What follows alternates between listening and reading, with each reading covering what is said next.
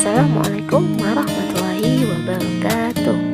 Saya perwakilan dari kelompok 7 mata kuliah Sejarah Kebudayaan Islam akan menampilkan sebuah video pembelajaran kelas 5 semester 1 dengan materi peristiwa Fatu Mekah. Selamat menyaksikan dan yuk.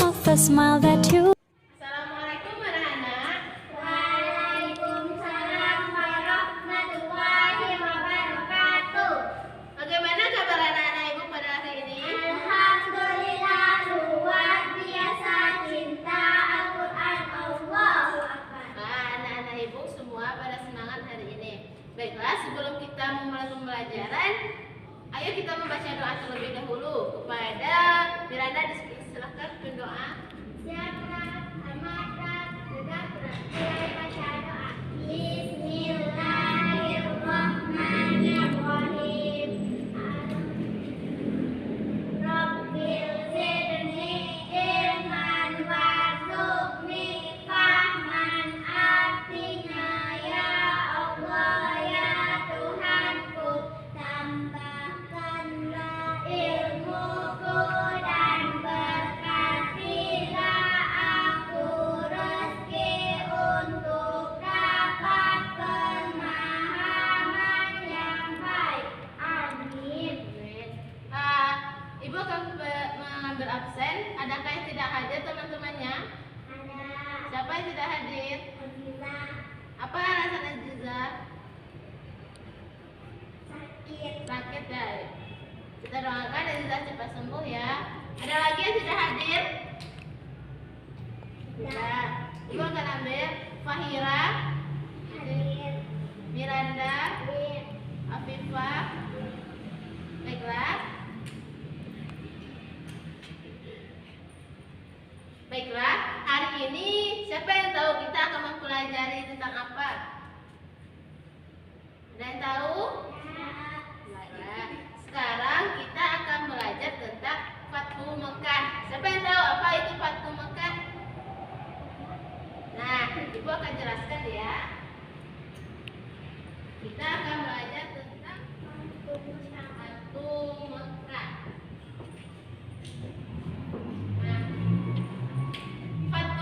Ini itu sebuah peristiwa besar yang terdapat di wilayah Mekah. Sebelum terjadinya Fatu Mekah ini ada beberapa faktor yang menyebabkan terjadinya Fatu Mekah ini. Siapa yang tahu apa faktor yang menyebabkan terjadinya peristiwa besar tersebut? Baiklah, Ibu akan jelaskan ya. Di sini penyebab utama dari peristiwa Fatu Mekah itu yaitu sebuah perjanjian, yaitu perjanjian Hudaybiyah. Perjanjian Hudaybiyah ini perjanjian pembebasan kota Mekah dari kaum kafir Quraisy. Nah, di sini siapa yang tahu pada bulan dan tahun berapa terjadinya perjanjian Hudaybiyah ini?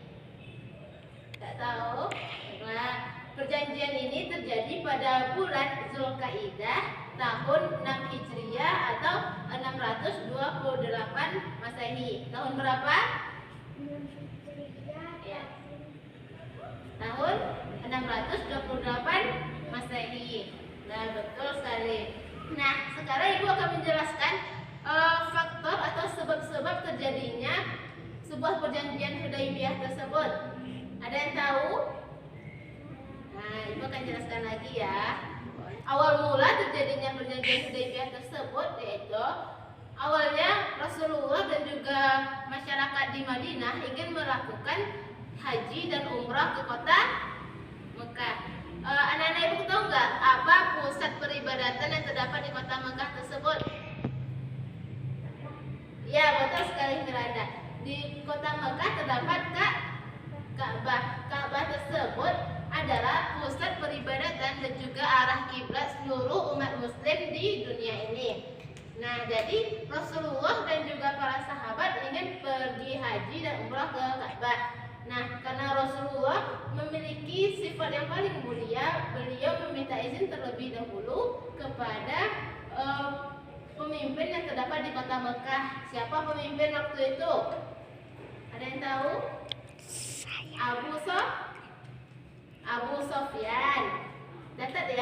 pemimpin pada waktu itu adalah Abu Sufyan. Nah, pada waktu itu Rasulullah mengutus seorang sahabat yaitu Utsman bin Affan. Maka pergilah Utsman bin Affan ke kota Mekah untuk meminta izin kepada pemimpin di kota Mekah. Nah, karena pemimpinnya tidak menerima dengan baik dan juga mereka menyekap dan menyebar fitnah bahwa Utsman bin Affan ini telah wafat. Paham anak-anak sampai di sini? Nah, setelah Rasulullah SAW dan para sahabat mendengar berita itu, beliau marah dan kesal. Kemudian mereka berkumpul di suatu tempat untuk melakukan sebuah ikrar dan perjanjian, yaitu untuk selalu taat dan patuh kepada agama Islam dan selalu mengabdi terhadap perintah yang disebarkan oleh agama Islam ini. Nah, setelah melakukan perkumpulan itu, kaum muslimin dan juga Rasulullah mereka pergi bersama-sama ke kota Mekah.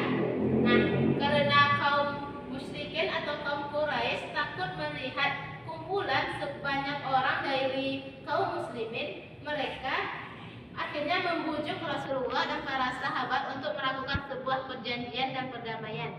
Nah, perjanjian tersebut yang dinamakan dengan perjanjian apa tadi? Perjanjian Hudaybiyah. Jadi anak-anak ibu tahu kan latar belakang dan sebab-sebab terjadinya perjanjian Hudaybiyah ini? Tahu. Nah, ibu di sini akan menjelaskan beberapa isi dari perjanjian Hudaybiyah ini. Yang pertama yaitu harus dilakukan gencatan senjata selama 10 tahun. Nah, gencatan senjata ini dilakukan selama 10 tahun. Yang kedua, pada tahun tersebut Rasulullah dan para sahabat dilarang untuk melakukan ibadah haji. Nah, pada tahun selanjutnya baru diizinkan oleh penduduk kaum Mekah. Namun tidak diizinkan dalam waktu yang lama, cuma diizinkan dalam 3 hari. Paham anak-anak? Isi perjanjian yang ketiga yaitu, ada yang tahu nggak isi perjanjian yang ketiga? Isi perjanjian yang ketiga yaitu apabila ada kaum kafir Quraisy atau kaum musyrikin yang ingin hijrah atau mengikuti Nabi, mereka harus kembali lagi kepada Mekah atau kaum Quraisy tersebut. Namun apabila ada kaum muslimin atau umat Islam yang murtad atau mengikuti ajaran kaum Quraisy, mereka tidak diizinkan untuk kembali lagi kepada ajaran umat muslim. Nah, dari perjanjian itu kaum muslimin merasa tidak adil. Perjanjian yang keempat isinya masyarakat di kota Arab bebas memilih mengikuti ajaran Rasulullah atau ajaran kafir Quraisy. Sini paham ya apa isi dari perjanjian Hudaybiyah ini? Nah, nanti anak-anak coba hafal di rumah apa saja isi perjanjian Hudaybiyah. Nanti ibu tanyakan satu persatu. Siap? Ada berapa tadi perjanjian Hudaybiyah? 4. Ada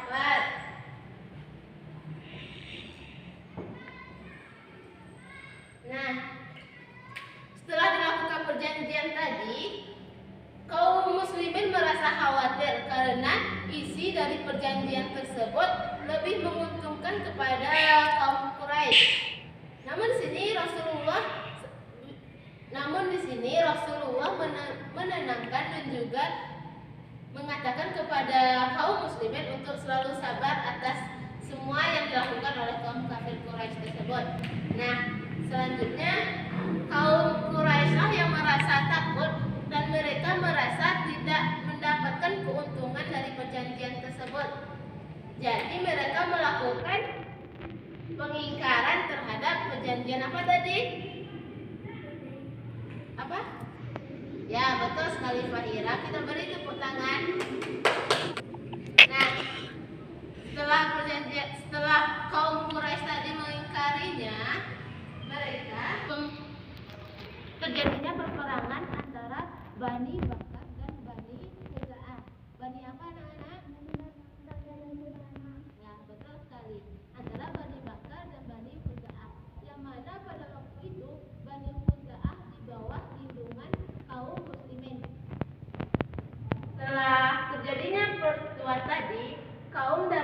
Khuza'ah yaitu Amr bin Salim datang menemui Rasulullah SAW. Beliau memberitahu bahwa kaum musyrikin atau kaum kafir Quraisy tersebut telah mengingkari perjanjian yang telah dibuat bersama Rasulullah. Tentu saja Rasulullah marah dan Rasulullah mengutus seseorang yaitu menemui kaum Quraisy tersebut untuk menentukan sebuah pilihan. Pilihannya ada 3. Siapa yang tahu pilihan yang diberikan oleh Rasulullah? Tidak tahu. Di sini ibu akan memberitahu pilihan yang pertama yaitu membayar denda atau riyad sebanyak orang yang telah dibunuh oleh kaum Quraisy tersebut. Nah, pilihan yang kedua yang diberikannya yaitu mengutuk kaum Bani Bakar yang telah menyerang kaum Bani Khuza'ah. Selanjutnya yaitu membatalkan perjanjian Hudaybiyah tadi, yang mana kalau kita membatalkannya otomatis akan terjadinya peperangan. Jadi setelah dirembukkan kepada kaum Quraisy tersebut, kaum Quraisy memilih pilihan yang ketiga yaitu membatalkan perjanjian Hudaybiyah dan menyatakan peperangan dengan kaum muslimin. Namun beberapa saat kemudian kaum Quraisy tersebut sangat menyesali tindakan yang telah diambilnya. Lalu pemimpin Quraisy tersebut yaitu Abu Sufyan pergi menemui Rasulullah SAW untuk membujuk mengubah isi dari perjanjian Hudaybiyah tersebut. Nah, di sini Rasulullah ketika ditemui oleh Abu Sufyan tidak berbicara sepatah kata pun. Lalu Abu Sufyan pergi menemui sahabat yang lain yaitu Abu Bakar dan juga Umar bin Khattab. Sikap Abu Bakar dan Umar bin Khattab sama dengan Rasulullah. Beliau menolak dengan tegas.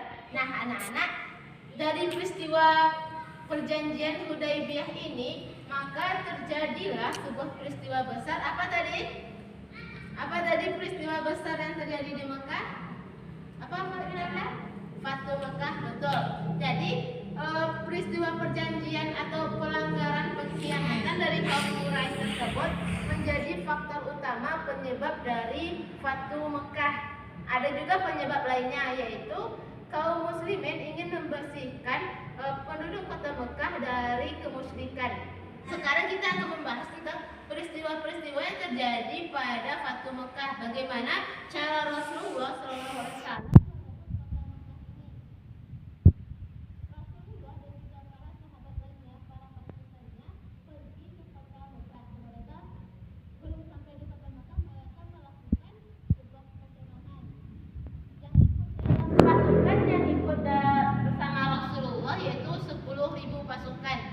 banyak sekali pasukan yang ikut kepada Rasulullah. Kemudian ketika sampai di kota Mekah, Rasulullah menyuruh pasukannya untuk menyalakan api unggun yang sangat besar. Setelah itu datanglah Abu Sufyan menemui Rasulullah. Namun Rasulullah memerintahkan kepada Abu Sufyan tersebut untuk mengatakan kepada penduduknya bahwa mereka datang kepada kota Mekah. Anak-anak, peristiwa Fatu Mekah ini, siapa yang tahu kapan terjadinya peristiwa Fatu Mekah ini? Ada yang tahu? Tidak, ibu beritahu ya. Fatu Mekah ini terjadi pada tanggal 20 Ramadan 8 Hijriah. Pada tanggal berapa? 20 Ramadan 8 Hijriah. Ya, betul sekali. Nah, pada waktu itu Rasulullah berwasiat kepada pasukannya yaitu jangan sampai ada pertumpahan darah kecuali dalam keadaan yang terpaksa.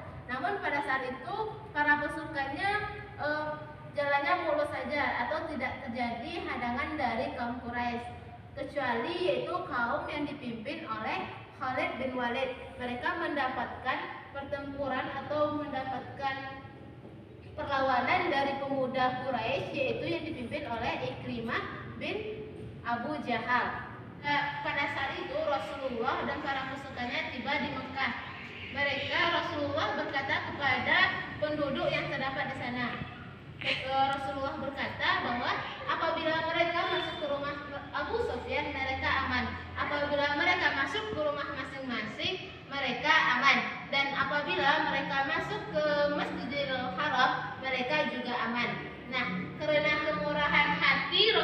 Rasulullah SAW, maka penduduk yang berada di kota Mekah tersebut, yang berada di Jazirah Arab, mereka semua memeluk agama Islam. Allahu Akbar. Nah, dari peristiwa tersebut, jadilah seluruh masyarakat, seluruh penduduk yang terdapat di kota Jazirah Arab memeluk agama Islam. Yang mana kaum Quraisy yang terdapat di kota Mekah yang sebelumnya sangat menjadi sekutu dari umat muslimin. Nah, anak-anak, itulah tadi faktor-faktor dan juga latar belakang peristiwa Fathu Mekah tersebut. Apakah anak-anak semua ibu paham? Paham. Nah, nanti anak-anak di rumah membuat sebuah mind mapping atau peta konsep dari peristiwa Fathu Mekah ini, dari latar belakang terjadinya dan sebuah perjanjian tadi. Mengerti anak-anak? Mengerti. Nah, sekarang ibu akan menjelaskan tentang peristiwa-peristiwa penting yang terjadi pada saat Fathu Mekah itu. Ada yang tahu apa saja peristiwa penting yang terdapat? Pak Ira dapat nggak? Nah, ibu akan jelaskan ya anak-anak. Nanti anak-anak ibu coba catat dan juga pahami di rumah. Anak, pada kejadian Fathu Mekah tersebut ada sebuah peristiwa-peristiwa penting. Ada yang tahu apa saja peristiwa penting yang terjadi pada Fathu Mekah? Tahu? Afifah tahu? Nah, ibu akan menjelaskan. Pada saat itu terjadi Rasulullah SAW berpidato. Apa anak-anak? Rasulullah berpidato, betul. Nah, yang kedua, diturunkannya Quran surah An-Nasr ayat 1 sampai 3. Siapa yang dapat membacakan Quran surah An-Nasr? Nanti siapa yang mau akan ibu beri reward. Akan ibu beri sebuah hadiah. Siapa yang mau? Ada yang mau? 3 ayat surah An-Nasr. Ini bukan itu. Ya, ayo coba persilakan Fahira. Sebelumnya maju ke depan biar teman-teman bisa mendengarkan. Ayo Fahira, ayo siapa yang berani? Bismillahirrahmanirrahim. Dengarkan ya. Idza jaa nasrullahi wal fath wa ra'aitan nasa yadkhuluna fi Dinillah. afaja wasabbih bihamdi rabbika wastaghfir innahu kana tawwaba. Nah, betul sekali. Kita beri tepuk tangan buat Fahira. Peristiwa penting yang ketiga yaitu dihancurkannya berhala-berhala yang terdapat di Baitullah atau di kota Mekah, yaitu berhala-berhala yang disembah oleh kaum Quraisy tersebut. Apa saja nama berhala yang terdapat di sana? Ya, patung namanya apa, Miranda? Nama patung-patung berhala yang disembah oleh kaum Quraisy yaitu Uzza, Latta, dan juga Manat. Apa anak-anak? Uzza dan Nah, betul sekali. Kita harus dapat mengetahui sejarah-sejarah dari peristiwa yang terdapat pada masa Rasulullah SAW. Yang keempat yaitu peristiwanya dikumandangkannya azan pertama di Baitullah. Siapa yang mengumandangkan azan yang pertama? Ada yang tahu? Ya, betul sekali. Yang mengumandangkan azan pertama di kota Mekah yaitu Bilal bin Rabah. Setelah terjadinya peristiwa Fathu Mekah tersebut, setelah dibebaskannya kota Mekah oleh kaum Quraisy, maka seluruh umat muslim yang berada di seluruh permukaan bumi ini bebas masuk ke kota Mekah untuk melaksanakan ibadah haji dan juga umrah. Nah, setelah itu kaum muslimin tidak lagi mendapatkan hadangan dari kaum Quraisy. Sekarang anak-anak ibu coba membuat sebuah kelompok. Ayo Miranda dengan Fahira, Afifah, bikin kelompok ya. Afifah di sini. Nah, pada kelompok ini coba anak-anak ibu bahas dan bikin yaitu peristiwa yang terdapat di kota, yaitu peristiwa-peristiwa yang terdapat pada peristiwa Fathu Mekah tadi dan juga hikmah dari peristiwa tersebut. Nanti kita akan bahas bersama-sama di depan kelas. Coba anak-anak ibu semua bikin terlebih dahulu. Sudah anak-anak? Nah, karena pembelajaran kita mau sebuah tugas kepada anak-anak ibu ya. Coba dibikin di rumah dan juga dipahami peristiwa-peristiwa dan juga hikmah dari peristiwa Fathu Mekah ini. Paham? Paham. Nah, sekarang ibu mau bertanya, siapa yang dapat mengambil hikmah atau menarik kesimpulan dari pembelajaran kita hari ini? Perjanjian Hudaybiyah. Ya. Nah, perjanjian Hudaybiyah tersebut faktor utama terjadinya Fathu Mekah. Sebenarnya bukan perjanjiannya, yaitu pelanggaran atau pengkhianatan yang dilakukan oleh kaum Quraisy terhadap perjanjian Hudaybiyah. Paham anak-anak? Paham. Nah, karena waktu pelajaran kita sudah selesai, sekarang kita pulang. Sebelum pulang, anak-anak ibu semua coba dirapikan lagi mejanya.